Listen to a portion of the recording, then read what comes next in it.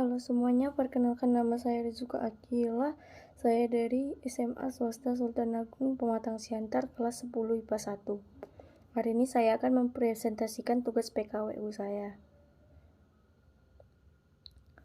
Yang pertama, pertanyaannya adalah, jelaskan menurut pendapat Anda bahwa pembeda dari produk akan menjadi daya dukung usaha dalam memperoleh laba maksimal.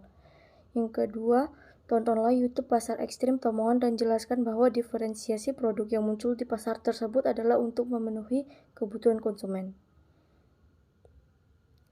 Pertanyaan pertama, jelaskan menurut Anda bahwa pembeda dari produk akan menjadi daya dukung usaha dalam memperoleh laba maksimal. Menurut saya, pembeda atau diferensiasi dari setiap produk itu memiliki ciri khas daerah masing-masing yang membuat banyak orang-orang merasa tertarik untuk membeli barang-barang tersebut sehingga tercapaian lambang maksimum yang diinginkan.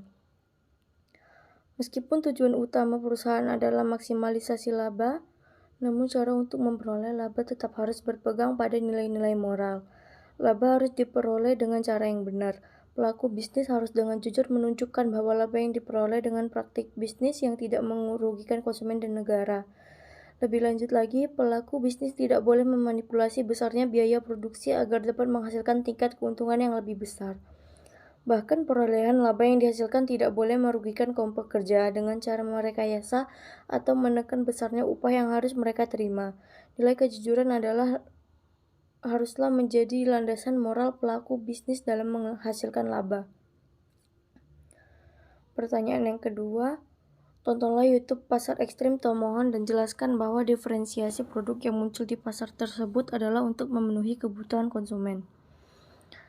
Setelah menonton YouTube mengenai Pasar Ekstrim Tomohon yang berada di kota Sulawesi Utara, saya mengetahui bahwa pasar Tomohon ini mempunyai ciri khas yang sangat berbeda dari pasar-pasar pada umumnya, yaitu pasar ini menjual berbagai macam daging hewan liar yang beberapa hewan tersebut merupakan hewan yang dilindungi oleh negara.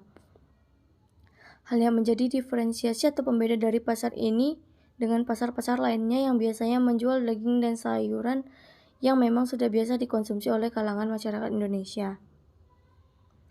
Bagi orang-orang yang tinggal di kawasan Pasar Tomohon, mengonsumsi satwa-satwa liar yang dijual di Pasar Tomohon itu sudah sangat biasa bagi mereka, dan itu merupakan kebiasaan dan tradisi yang sudah mereka lakukan sejak dulu kala. Konon katanya, Pasar Tomohon tidak ditutup karena pasar ini terkait dengan tradisi dan kebiasaan konsumsi warga Minahasa.